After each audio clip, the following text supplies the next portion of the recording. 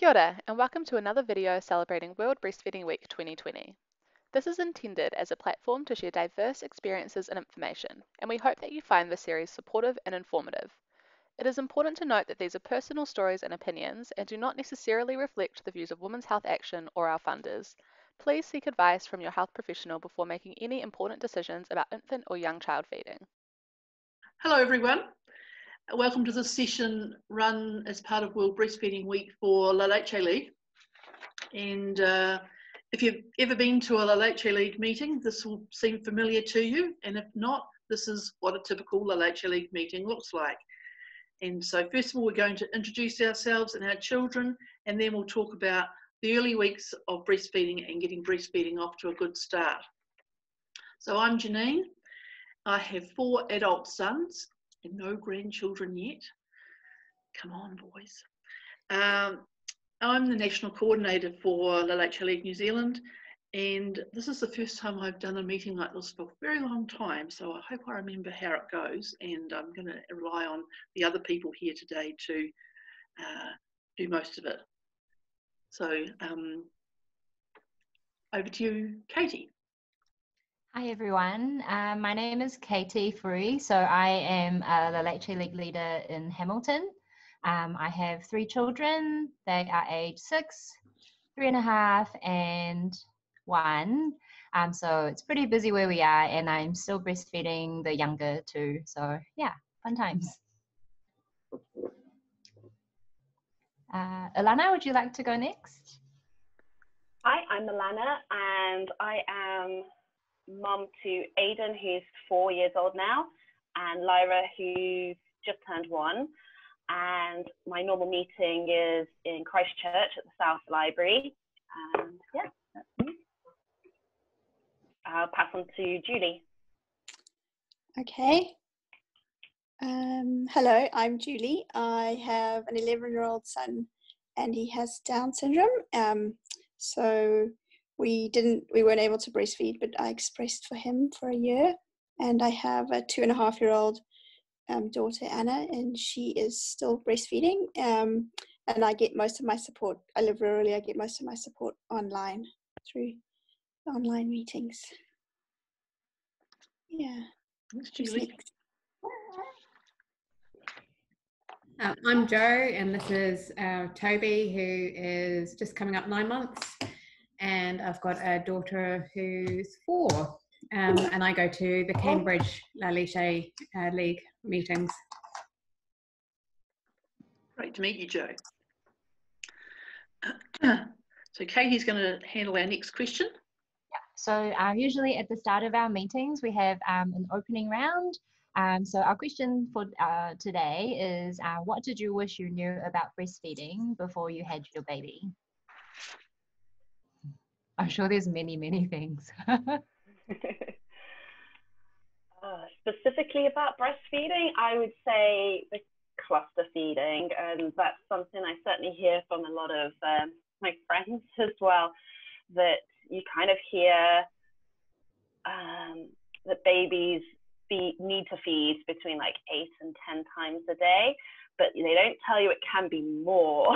So, you know, thankfully when you get around other people who remember the newborn phase, they're like, oh, it can be more than 8 or 10 times a day, and don't expect to have dinner hot at 5 o'clock ever again, because that's when they like to cluster feed.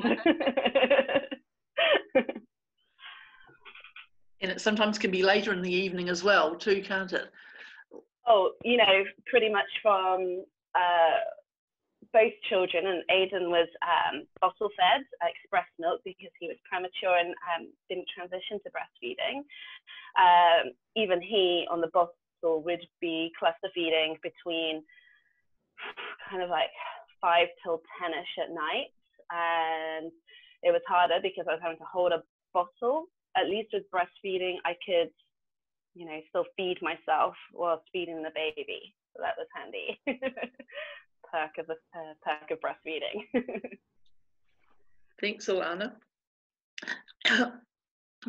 I'm sure we all had something that was took us by surprise when we had our baby in our arms for the first time. My first baby in my arms was actually a really big sleeper, and he slept about 20 hours out of 24, so it was quite boring. And I wasn't expecting him to sleep so much, but he was born a little bit early, and so that was probably why. Then he woke up. It was a bit of a shock.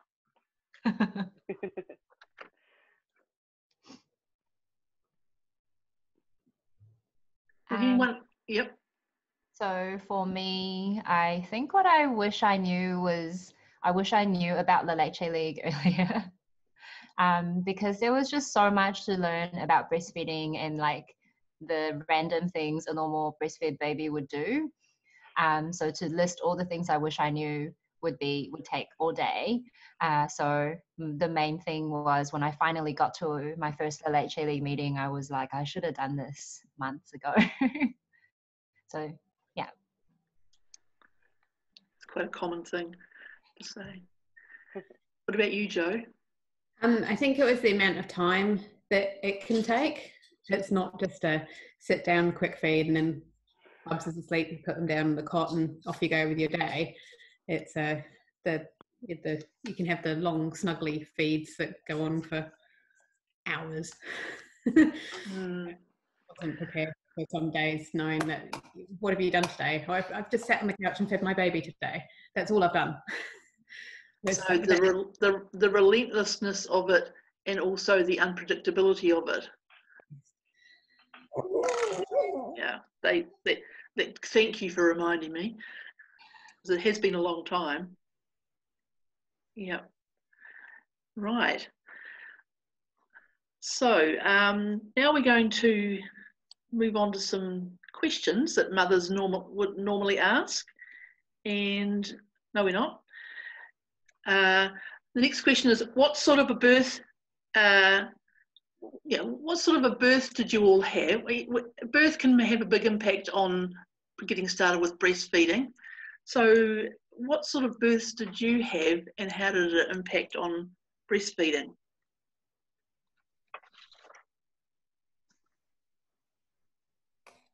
I can kick off since moment of quiet in the background. My daughter was an emergency C-section in the end after a long labour. So she was whisked away to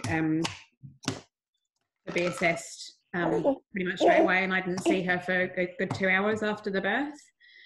And then by the time I did see her, it was nearly 11 o'clock at night. I was exhausted. I think we just had a shift change at the hospital, or nearing a shift change. My husband was exhausted and just wanted to go to sleep. And it wasn't a good start. And my daughter was just very sleepy. So it actually took her until she was 3 days old to properly latch and start feeding, and then she didn't stop. Toby was a home birth, completely different, chalk and cheese. So he latched within the first hour. As soon as he came out, he was held by me, and it wasn't until he'd properly finished his first feed that I passed him over to my husband so that I could go have a shower and he had a cuddle.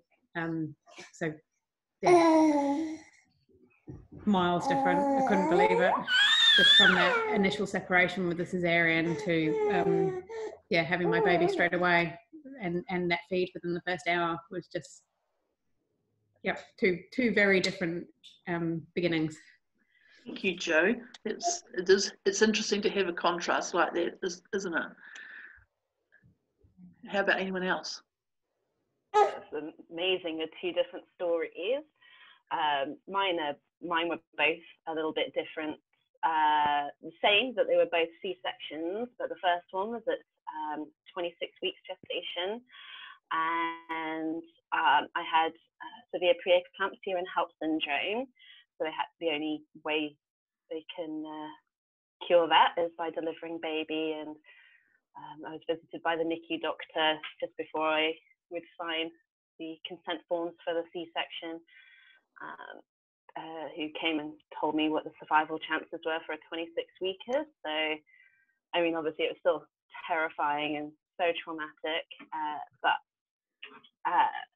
breastfeeding started the next day, not how you would imagine it, because it was a infant feeding specialist from NICU with a woolen crochet boob who came in with a handful of syringes and some little sterile spoons, and showed me how to massage my breast and how to hand express into the spoon, so I could then suck it up with a syringe, which was then taken to NICU. Or my colostrum was taken to NICU for my baby when he was ready for it.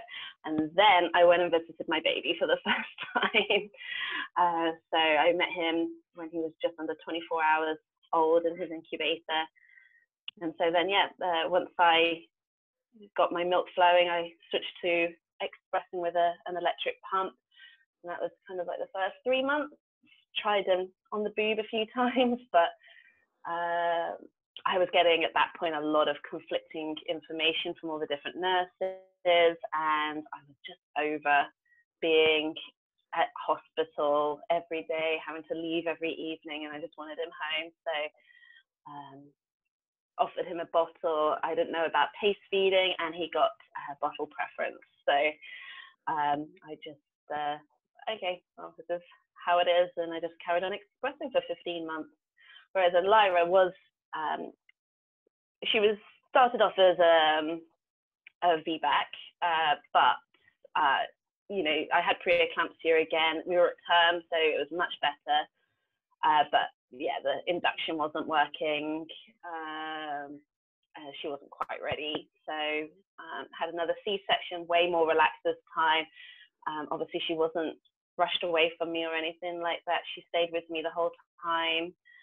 I think only the last month that she's been away from me in a year. So, you know, she's really been by my side since birth. And so it took me probably 4 days until she started breastfeeding, but again, I at least knew how to express. I started expressing, giving her milk by syringe and pace feeding with a bottle, and she transferred to the breast, and yeah, she really took to feeding. So such a different experience, and yeah, having that more relaxed, non-emergency at term C-section, still managed to get everything going.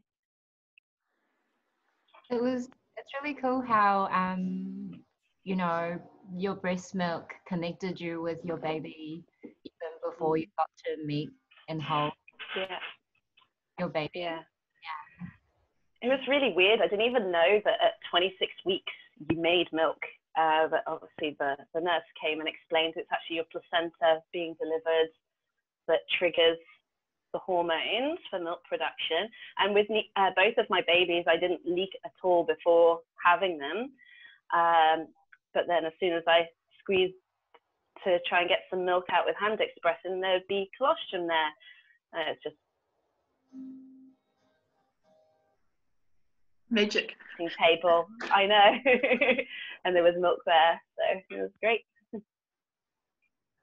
Yeah, and it's also how did you get the information between the two that was quite different? Oh, so yeah, I definitely educated myself a lot more. So I was more prepared for what to expect. Like I'd never heard about the 4th trimester and the cluster feeding, and so I was told in NICU by a nurse that my milk was lower quality at 5 p.m, which is why it wasn't enough for him. And I think it's obviously stayed with me because that's a piece of information, the piece of advice that I think undermined everything that happened, you know, following that, and my confidence. So being on lots of online groups, especially expressing Facebook group. There's one in particular that I was kind of going through this expressing journey with a couple of others who then went on to have their second children and breastfed successfully. And so I felt like it was something that could happen, you know, and especially getting to term with my second, I was like, it's going to happen. I do not want to express for a long time again. So I would have, but I'm glad I didn't have to. Well done. Thanks. Anyone else like to talk about anything here? I can share my experience. So I had reasonably normal births with the help of epidurals. But I feel like my breastfeeding experience after birth was fine. I kind of ran into trouble a little bit later. So particularly with my third one, we looked like everything was going well. He was born just before his due date. And by then I've sort of, like Ilana, like educated myself and knew how like things should be working, and I knew how to get a good latch and all of that. And we ended up being back in the hospital on day 4 with 11% weight loss and dehydration. And then we found out later that I had retained placenta. So they actually stopped my milk from coming in. So it was quite interesting with the, it's the delivery of the placenta that brings in the milk when the baby is born. And so I actually had that without much in the way of any symptoms, except for the fact that my milk didn't come in. So yeah, that was an interesting experience. And like it was quite traumatic, but I already was involved in the Leche League, so all the local leaders just jumped in and helped me out. Yeah. Right. Even when everything seems to be going well, it's still quite important to have that support, because you're the mum and you've got all the postpartum hormones. Like your brain is just not in the space for solving these problems on your own.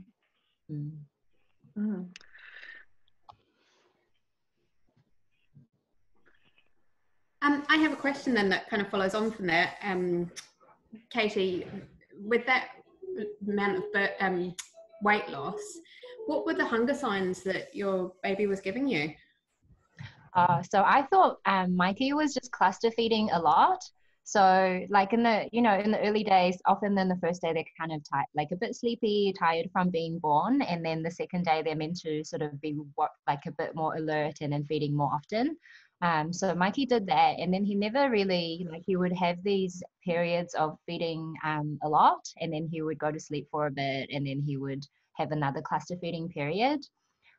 So for me, I think initially I just thought, he wants to have lots of cuddles and it wasn't hurting me. So I was quite happy to just latch him all the time and, feed on cue.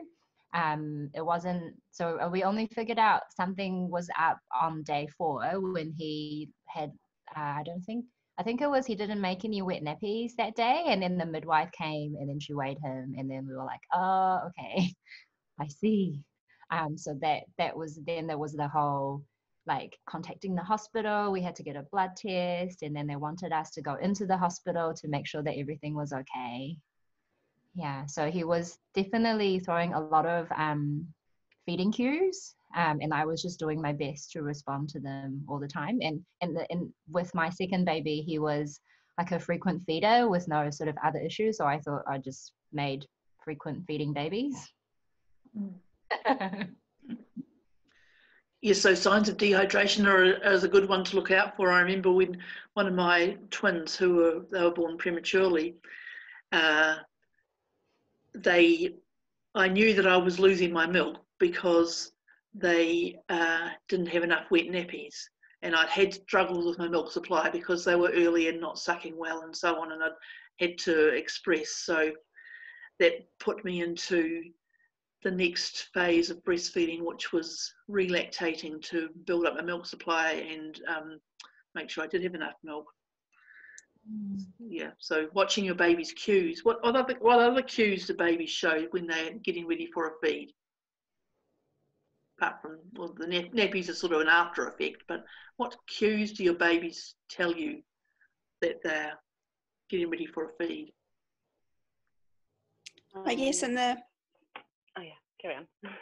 I was just going to say in the really early day, well, they sort of root around, don't they? They move their little heads from side to side and they start sort of looking before they're even crying, and their little hands come up and rubbing their faces a little bit. Opening the mouths and the tongue comes out. Might be a thumb sucker, and crying. What do we think about crying as a cue for breastfeeding? It's almost like the next level, isn't it, of cues? Yeah, can be quite hard to latch a crying baby. So if you pick your baby up before the crying starts, then it can be much easier to handle the baby. Baby isn't quite so agitated and hungry.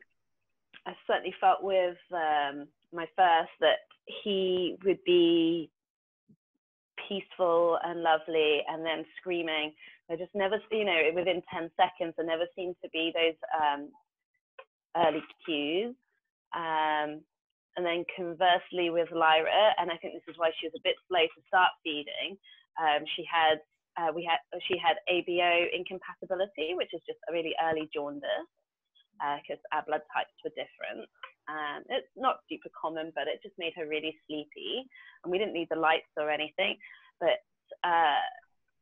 she wouldn't wake. So then I was then having to anticipate that, okay, it's been 2 hours, 2.5, 3 hours since her last feed, and so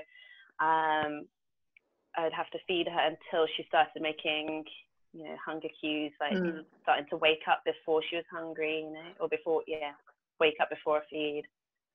That's right. Some babies aren't well enough to be able to cue, and they have to be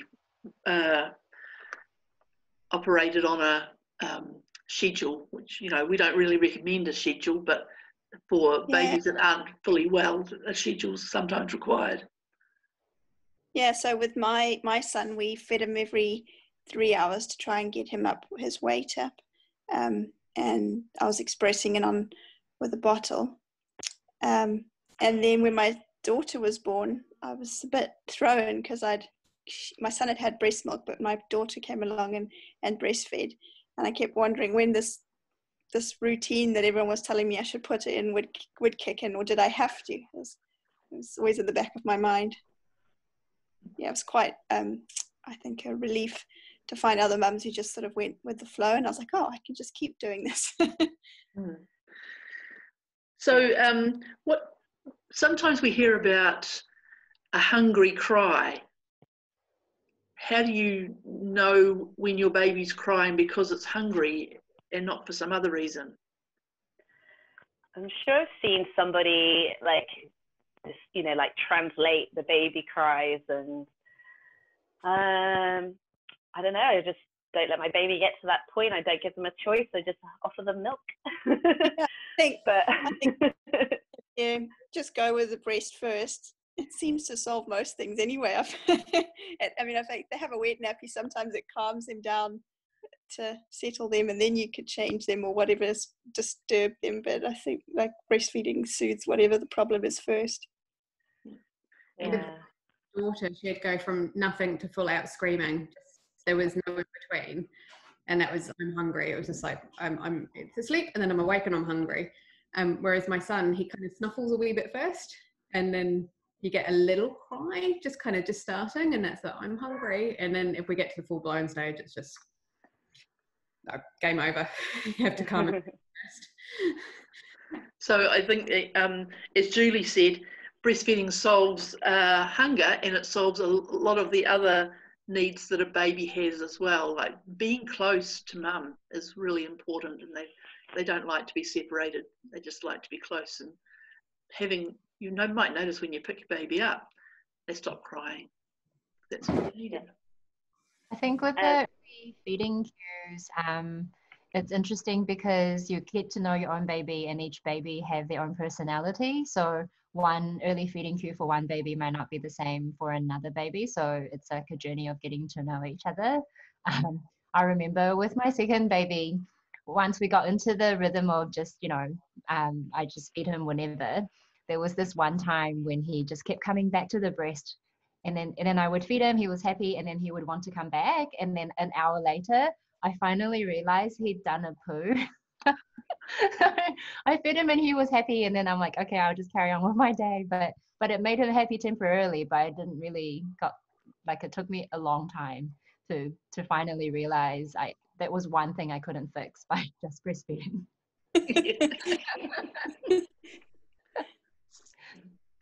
Great. Okay.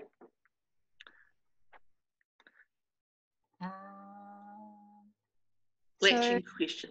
Yeah, so if we just think about like some of the common concerns that mum have while we're talking about the feeding frequently. So one of the things that mums will worry about when the baby seems to be coming back to the breast a lot is that they don't have enough milk or that the baby is hungry. So how do you know if the baby is, you know, getting enough to drink? Like how do you have that confidence in yourself that you're meeting the baby's needs and not something else is going on? Yeah, well, I think oh yeah, carry on. No, you carry on. Oh, I would say in the, like, the first thing is seeing the nappies, I guess, but I guess in those early weeks the baby gets weighed quite frequently, and I think, I don't know, it's such a fuzz, isn't it? But you know, baby is weighed quite a lot, it seems, and so even if you're like lacking a bit in confidence and baby's weight is going up, it's just like, it must be working. Something's going right. But yeah, I think the immediate one was the wet nappies and baby content between feeds. And yeah, still have those moments now with a 1-year-old when she's feeding frequently, that, oh my goodness, has my milk suddenly disappeared overnight? And I know better now, this is my second child, but I still have that mad, oh my goodness moment. Have I definitely still got enough milk? And obviously I do, because she's growing and thriving, but still doubt every so often. So what you're mentioning there with the frequent feeding with an older child, that can happen with a younger baby too, with growth spurts. Sure. that take you by surprise. You think something's going along quite smoothly, and then suddenly, why is my baby feeding so often? And so that's something for mothers to know about too, isn't it? That babies have growth spurts every now and then, and you might just have to ride it out for a few days while they boost up your milk supply again. And that's the good thing about feeding responsively. So you're listening to what your baby is telling you and meeting their needs rather than trying to stick to a schedule at those times. And another one that actually I didn't realize until I had my baby in, because I was expressing, I obviously knew exactly how much I was making every day, but when your menstrual cycle returns, a lot of people notice that their baby might be fussy for a couple of days just before their period starts. And because of that, just change in hormones, you might get a small dip, but babies, when they're directly on the breast, they just cluster feed, feeding responsively, and then you suddenly get your period, and it's just like, oh, that's what it was. And how old was your baby when you got your periods back, Alana? Aiden was quite upsetting. That was 5 weeks. So I didn't even get my full 9 months, and then my period was still back really quickly. And with Lyra, I think they have come back, but they're quite light still because I'm still feeding so much. So I think I noticed when she cluster feeds, and I'd be quite agitated as well. Like, I struggle with her touching me, but I think it's that hormonal PMT for a couple of days, and then I might get like a bit crampy even if I don't bleed. So yeah. So it's not likely to happen in the first few weeks when you're establishing breastfeeding, though, is it? We usually get a bit of a free from periods for a while. Yeah, well, and even though I got my period back really quickly with Aiden, my cycles were very long, so it wasn't like every month I was like losing some of my supply as well. My cycle was like up to 50 days long, so you know, it wasn't too bad, thankfully. Okay. So it's one of the things to know about when you start off with breastfeeding. It's hormones that are driving the process for the first several weeks, and that's your sort of I guess it's a probationary period in a way, that you've got hormones there that are driving the process regardless, sort of helping to maintain your supply even if your baby's not feeding very effectively. So it gives you a chance to iron out all the bumps and get things going smoothly, and then later on the milk needs to be removed to maintain the supply. So that's when if you haven't got all the bumps ironed out, people can get into problems then. So trying to get things running smoothly in the first few weeks is really the best approach to having a long-term enjoyable breastfeeding experience. Yeah, I think with us, we sort of discovered around 6 or 7 weeks that maybe Anna's latch was a little bit shallow, so the sort of long feeds all day long just continued and continued. So we had to really work on that deeper latch. Mm-hmm. So what are the things you looked out for with a good latch, then, Julie? Sorry, what was that? What did you look out for to make sure you had a good latch? So she was a bit of a reluctant one to get a big wide open sort of mouthful of the whole, as deep of the breast that we could give her. She had quite a small mouth as well, so there's a little bit of repositioning and finding a nice comfortable position. I think she fed really well when she lied along me, and she got a deeper. I wasn't sort of holding her head. I got a bit lazy in the early days, and I'd sort of have her rested in the crook of my arm and try and read a book, but it wasn't that good for a deep latch, so we had to lie back a bit and let her find her own comfortable position. Yeah, I also had problems with latching with Lyra and causing a lot of pain. And I had educated myself between baby 1 and baby 2, so I knew that wasn't normal. And so, you know, thankfully was able to access some support. I mean, initially I was just told that she was small for gestational age, but so she'd just grow. So I kind of persevered for a little bit, and then once I was able to get to see some support, I got some really great help of how positioning her body and my body to kind of exaggerate that latch. I saw a lactation consultant who diagnosed a high narrow palate, which even when she was opening her mouth, which wouldn't necessarily be a good wide opening.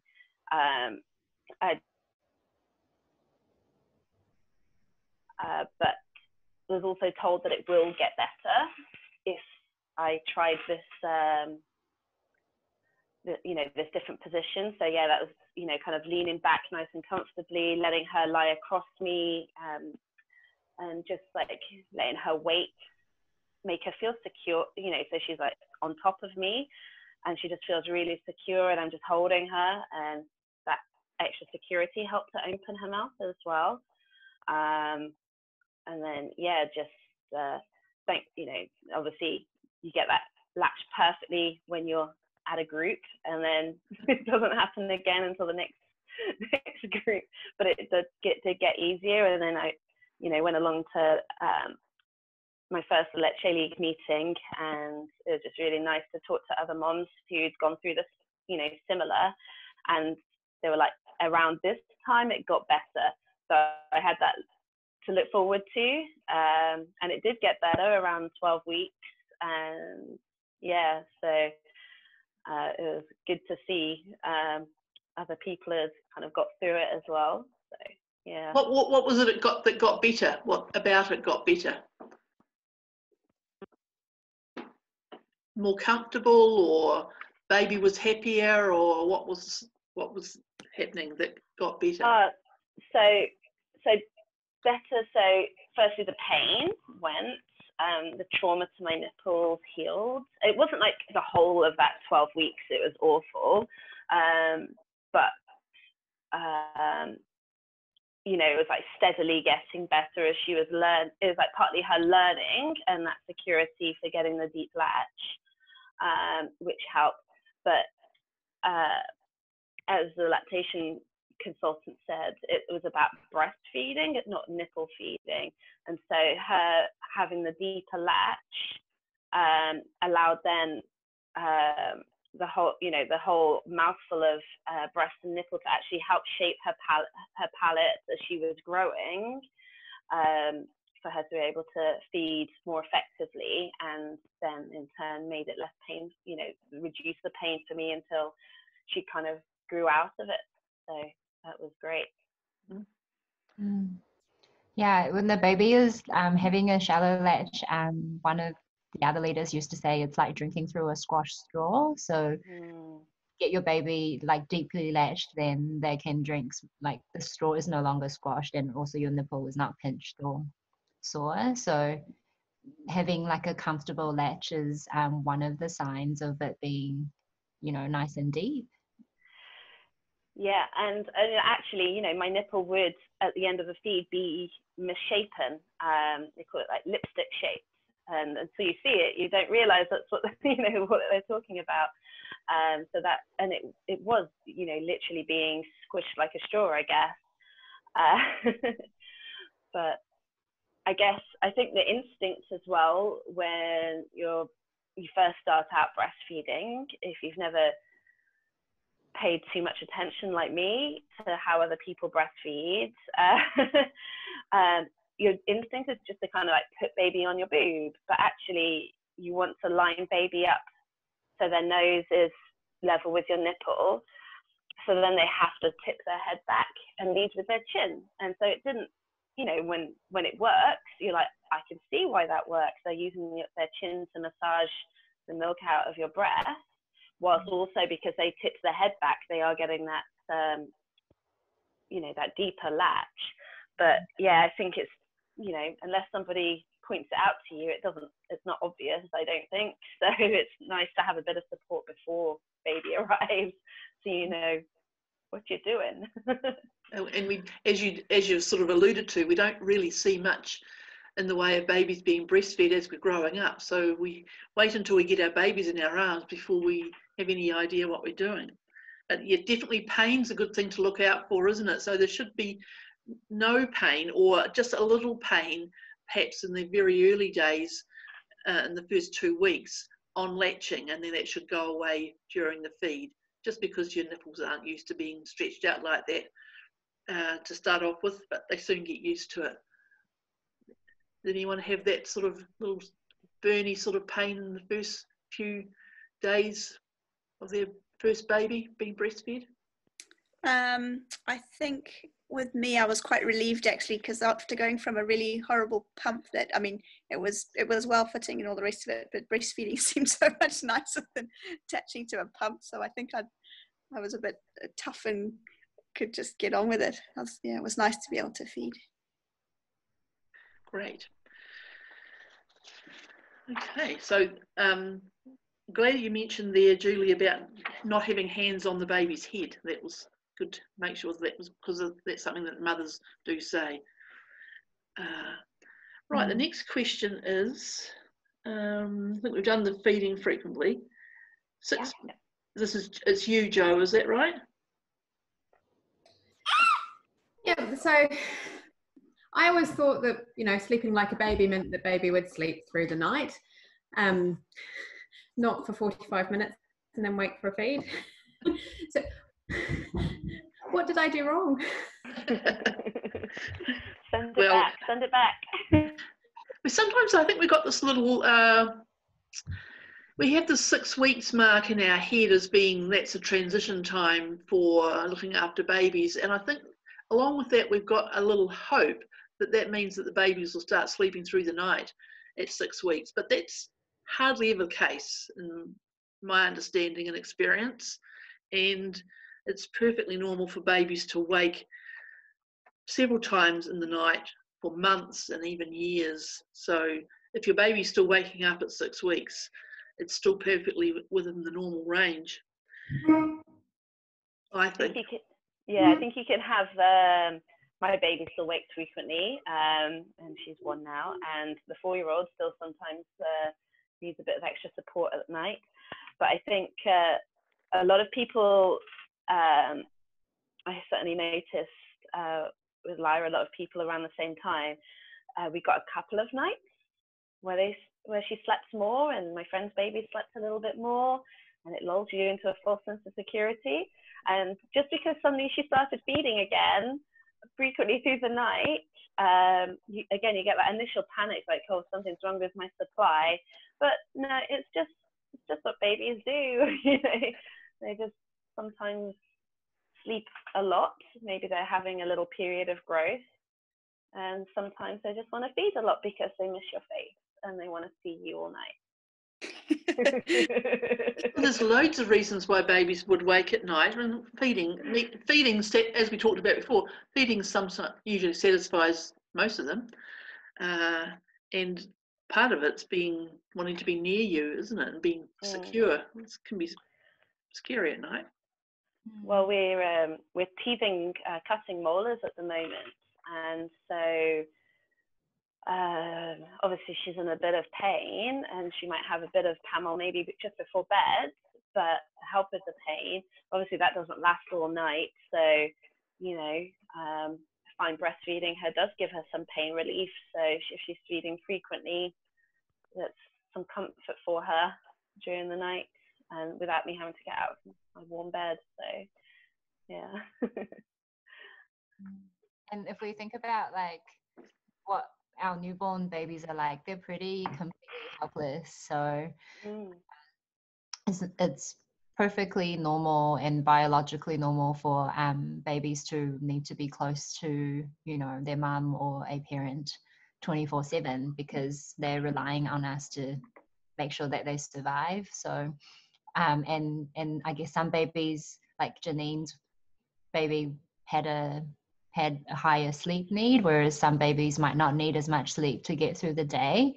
And I think like lots of parents find it hard when they look at other people's babies or hear about other people's babies sleeping more, and it seems to be taken as a token in our society that, if your baby sleeps more, that's something that we should be aiming for, or that's a good thing. But often the babies are doing what's appropriate for them, and we just have to kind of survive somehow and support each other through the process.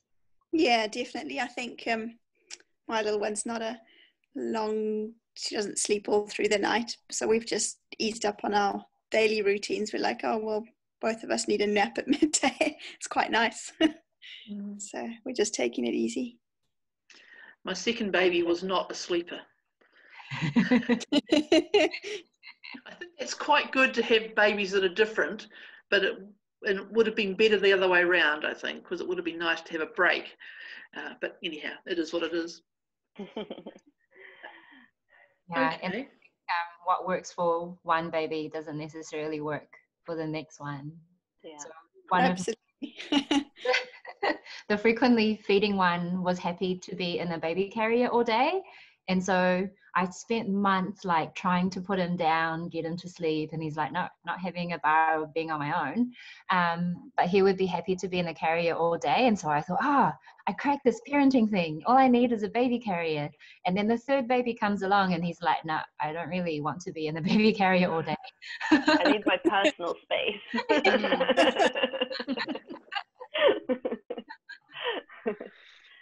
Okay. How are we going, folks? When did we start doing this recording? Can't remember the time. Never mind. I think we're going all right for time. We've just got a few things to... Now we're up to our summary things, aren't we? And we can talk about the looking after yourself a bit more as well. So this is you, Katie, I think. Yeah, so we've talked through, some of the few common concerns and experiences in the early days. So for those watching our video, I wonder if we can come up with some tips and key things that the new parents need to know so they can get things off to a good start.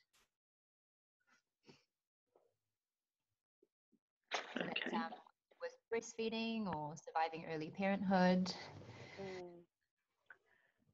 I think my biggest one was just to eat lots. Don't get hungry. Oh, water. And drink a lot of water. Stay hydrated. So looking after yourself's pretty important. Food and drink and sleep and exercise. And what about encouragement? What about people around you? Well, I didn't have a lot always living rurally, so I relied on the internet to keep in touch with friends and like WhatsApp and FaceTime people, because she wasn't so good traveling in the car, and anywhere was quite a distance. So I felt like technology was the next best thing for us. Well, it's interesting that came up very strongly in a question on the online meeting this week as well, that was what's different about breastfeeding in earlier days, that there's a lot more access to information online now and support. So yeah, I remember sitting there with my 6 or 7 week old and scrolling through information online. One was telling me I needed a routine and I should be doing X, Y, and Z. And then I checked my Facebook feed, and I think saw this really lovely Facebook meme that said, "Feeding to sleep is like a wonderful gift. Just keep going if you want to." And I was like, "Oh, thank goodness, perfect timing. I'll just keep doing that then. Switch off the rest of the silly information." That's actually something that what mothers worry about too, isn't it? Feeding to sleep, and trying to avoid doing that so that their baby gets used to going to sleep away, by themselves. But it never worked in my experience. My babies always needed to be fed to sleep, and there was no way around it. But not forever, No. Not forever, because, my oldest doesn't feed to sleep at all. He hasn't for, kind of 2 years now. And, once you lose that feeding to sleep, you have to come up with new strategies, which can take 2 hours as opposed to 20 minutes. And that's a good point, isn't it? Just breastfeed, it's easier. Yeah, definitely. Sure. Parents can worry, if I breastfeed my baby to sleep and somebody else has to look after them, what are they going to do? So with particularly returning to work, people want to try and get their baby, with a new sleeping, I guess you could call it a routine. But for me, when I went back to work, I discovered breast sleeping. So I feed to sleep all the time for nighttime and daytime. And so when I went back to work, I was just like, wow, this is how I've been doing it. And he found a new way of getting to sleep with his teachers. And he, like lowest maintenance sleeper in the center, they can literally put him in bed and he will just go to sleep. But he has never ever done that with me. We are still breastfeeding to sleep. Yeah, same with both of mine. And Lyra has only just started daycare, and she mostly does mornings, but she had to be there for a full day the other day, but I could pop in and feed her at lunchtime. And she didn't go to sleep, and I didn't know what was going to happen. So like, oh, go, and if we have any trouble, we'll call you. I only lived 5 minutes away, so it wasn't too much of a hassle if I did have to pop back. And they got her to sleep in 4 minutes just by passing her bum, and they just did some cuddles, some rocking, and then passing her bum. 4 minutes. Yeah, that does not happen for mommy. But they are different people with other people, like she's one person with me and one person with daycare. So, that's fine. I've made my peace with that. It's a different relationship, isn't it? Like our babies know what to expect from different people. Yeah, definitely. And actually, that's something I learned from my first was not worrying about what will baby be doing in 6 months time when I have to go back to work, or now it's 5 months, now it's 4 months, and they're still not doing this different thing. It's like, and when they're a baby, a month is a really, really long time in their development. And so what's not working now might work fine in a few weeks, So with Lyra, I've not had to worry, like, what if this won't happen? And so I've managed to enjoy my time with her a bit more, not worrying about changing her schedule or whatever. She's just cruised in with a new schedule and a new group of people, and it's really made it. It's made it a lot less stressful for sure. One of the key things I think for me and I learned this from the Leche League, is to trust your instincts. So we often get lots of advice that are often conflicting and not always fitting in with normal human biology. But so the same with babies having feeding instincts that they are born with, we also have parenting instincts. So like if it just doesn't sit right with you, then I would say trust your instincts and try and find like more support. Yeah, I there's think definitely. Oh yeah, carry on, Julie. I was just going to say, I think your instincts can be different with different children. I think I've had different feelings around around sleep routines with my daughter than I had with my son. So yeah, you can really like tap into that gut instinct, can't you?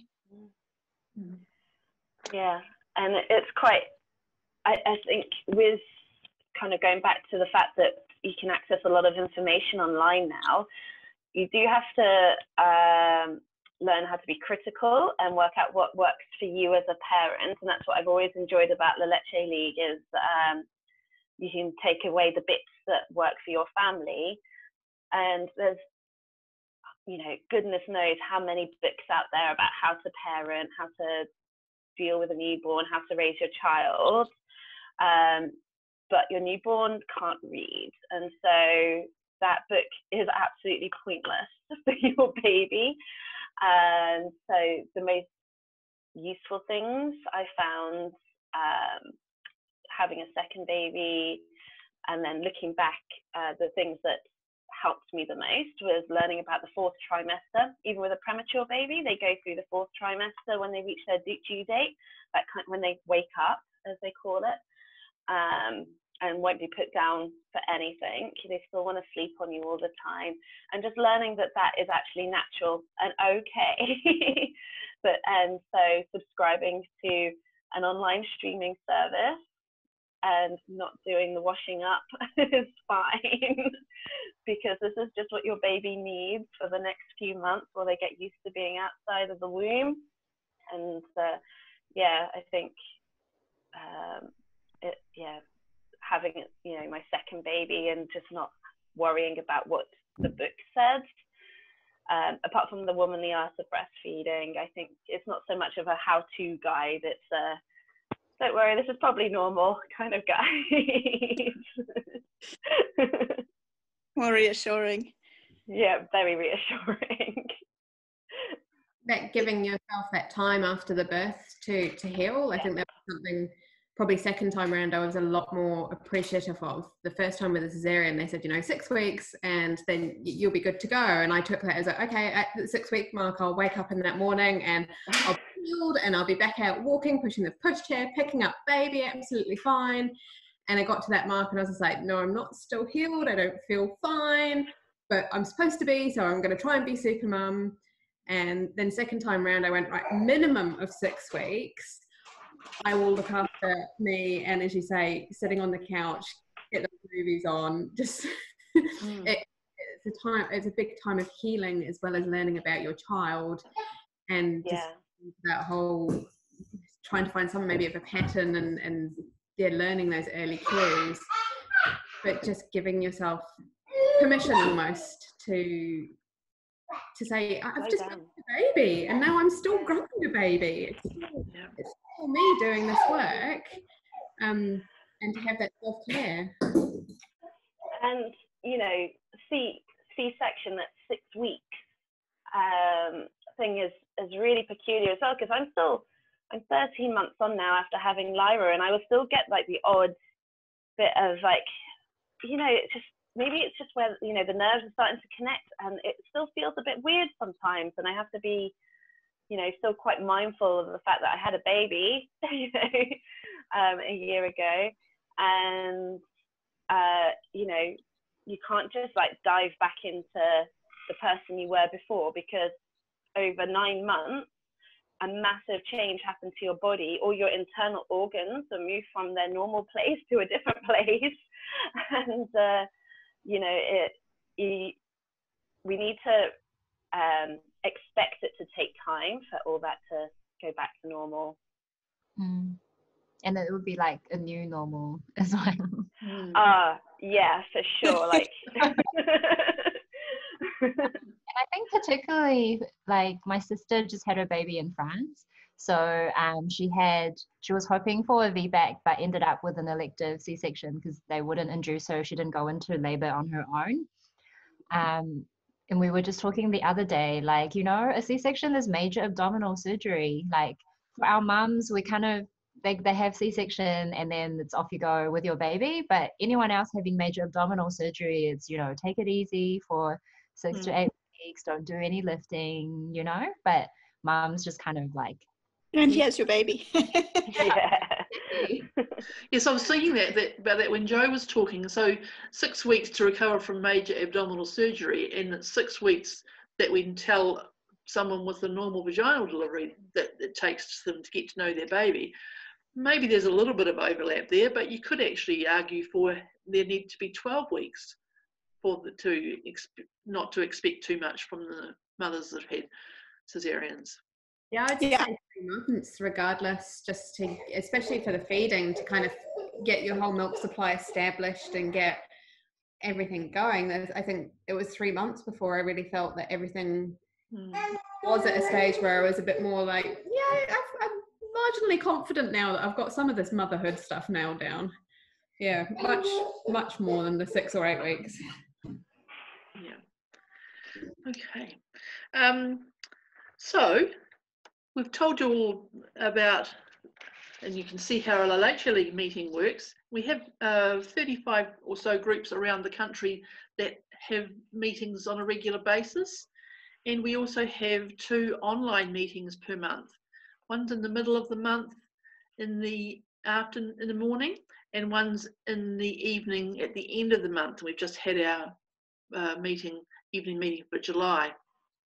So you can find those on Leche League New Zealand online meeting group. There's a group, and you can get to that through the main Leche League New Zealand Breastfeeding Support Leche League New Zealand Facebook page. And our Facebook page has got a wealth of information and discussion posted on it, and it's also has leaders behind the scenes who are available to answer your breastfeeding questions, messages that you send into the team. What else? What other sorts of information are there out there that can help mothers with their breastfeeding journey? People? The Leche League International website has got a lot of articles in it around all sorts of common queries, conundrums, 2 o'clock in the mornings, what am I doing? Kelly Mom is quite a good one, although it's can be a bit like US centric. But general breastfeeding information is very good, and also when she writes about certain topics, she will list like references, so you can like read into it a bit more if you like. It's a really good resource, I think, as well for expressing. Like you say, it is quite US centric, but that's one thing that US mothers have to do a lot of is expressing. Yeah, it's not something that you can normally get a lot of information about, especially if you want to exclusively express. You often get like a really confused, are you mad look from your healthcare professional, but it is possible, it is doable, you know. Yeah, I think all the websites that have lactation consultants behind them seem to be pretty reliable. I really enjoy the Milk Meg. She's got a great sense of humour as well. Very funny. When you say lactation consultants, you mean International Board Certified Lactation Consultants, don't you? Yes. The IBCLC is quite an important little qualifier to note there. And we also have our Leche League New Zealand shop where you can purchase the Womanly Art of Breastfeeding that Alana mentioned before. That's sort of the guide text that all Leche League meetings run by. And it's got a wealth of what's normal about breastfeeding and your baby in there. And we have a set of leaflets and information sheets and other resources that are available through the shop as well. And Oh yeah, carry on. Sorry, each of your Membership, yeah. group will have a group library with a range of vetted parenting and breastfeeding books. So so you know they're not like trying to sell you something or will have advice that undermines breastfeeding. So Yeah. getting in touch with your local group is quite a good way of finding, help and support and resources. Yeah, there's some really good resources, especially for the big topics like sleep in the library and introducing solids, because it can be quite odd introducing solids in a mainstream way, I guess, when your baby's already used to do it, you're already used to following your baby's lead. So yeah, that whole responsive introduction to solids is interesting and not so well. It's fairly mainstream, but you have to wade through some information to get what you need. Yeah. Sorry to interrupt. I was just slipped away to see if I could find a copy of our parents magazine Aroha, but I can't find one, but I'll try and find something to put up there. As our membership publication that you probably all are receiving, and that's got mother stories and breastfeeding information, recipes, that sort of thing. It's quite fun. So it's possible to become a member of La Leche League New Zealand if you would like to. Right, we're starting to break up, aren't we? Well, lose our concentration. What's Katie doing? Oh, she's finding an Aroha, is she? There we go. Oh, womanly art. Womanly arts, yeah. Here we go. Right. Yeah. So that's going to there be. You go. Aroha, yeah. Very good. Yeah, and those are available at the group libraries as well. The latest issues of Aroha. Right. Well, I think that's probably going to be enough for us today. And would anyone like to say anything as a closing round, or just say goodbye or whatever?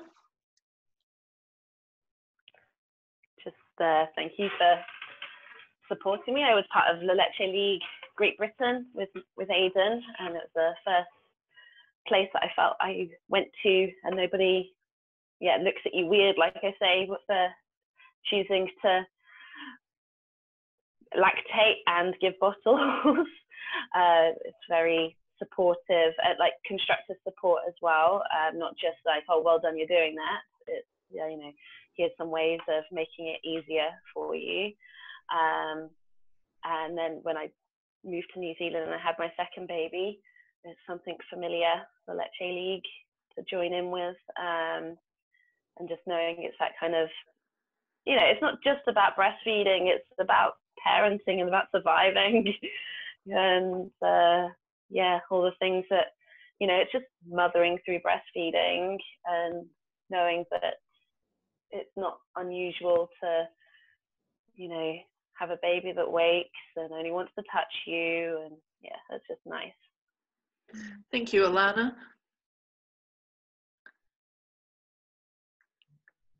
Are we all going to say something? Or? You can if you want to. I'll finish off by saying a couple of things. Okay, so so that was really fun. Thanks, Janine, for doing this.